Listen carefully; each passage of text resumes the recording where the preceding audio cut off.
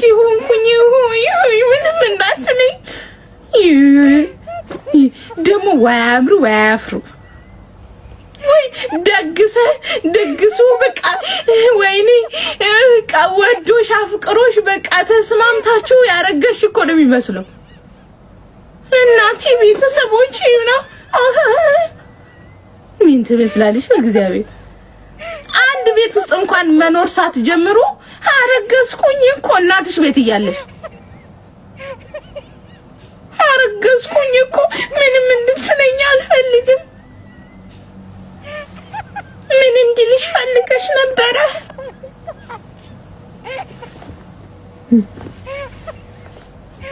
ሰው አያፍርም። ሰው ኦኬ ተጋብቶ አንድ ቤት ውስጥ ሲኖር ግዴታ ነው ሊፈጠር ይችላል።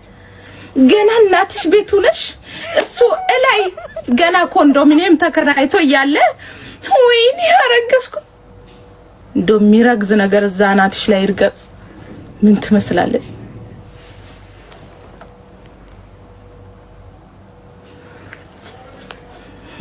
ሀቢባ አልሰማሽም? ለጆሮ የሚሰቀጥ 7 ልጅ አስወረድኩኝ ያለችው ግዚኦ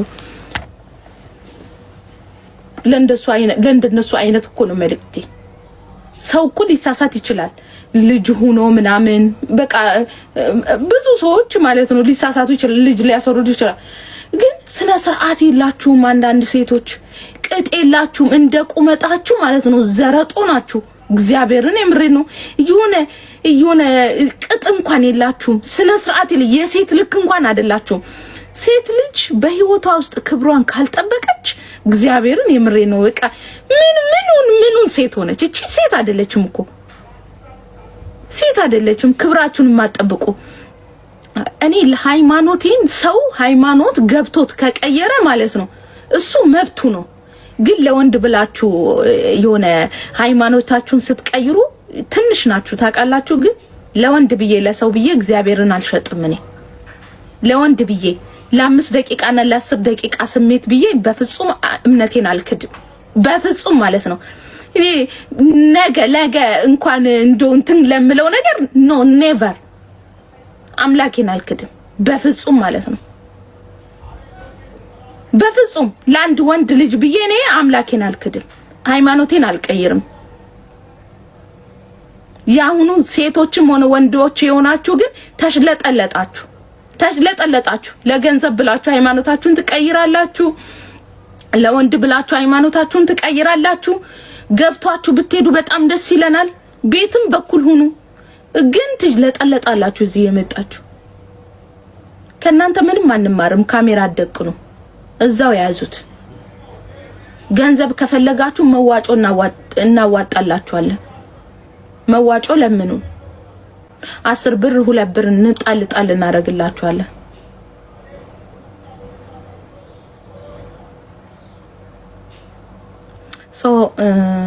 በተለይ ዩቲዩብ የምትሰሩ ሰዎች በጣም እየባለጋችሁ ነው።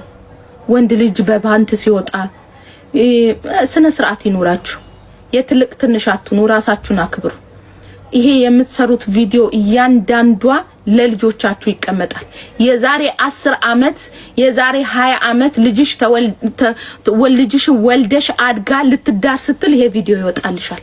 እናትሽ ማለት ይቺ ናት፣ አባትሽ ማለት ይቺ ናት ነው የምትባሉት።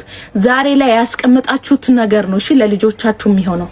ዛሬ ላይ እኔ በፍጹም ልጄ የምትሸማቀቅበትን ነገር ማድረግ አልፈልግም። ነገ ኮርታ ደረቷን ነፍታ ስለኔ እንድታወራ ፈልጋለሁ።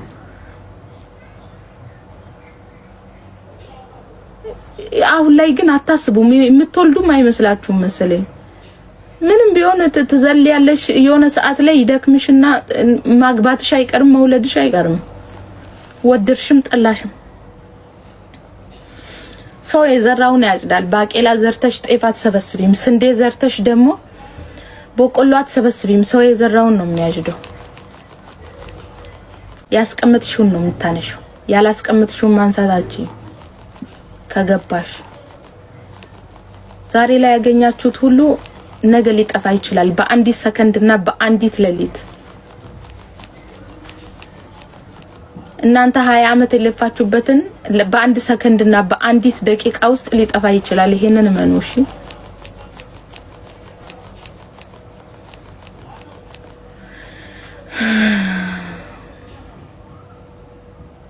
ለማንኛውም ይበቃኛል። ተውኛ አሁን ወደ ስራ ይለኝ ነው።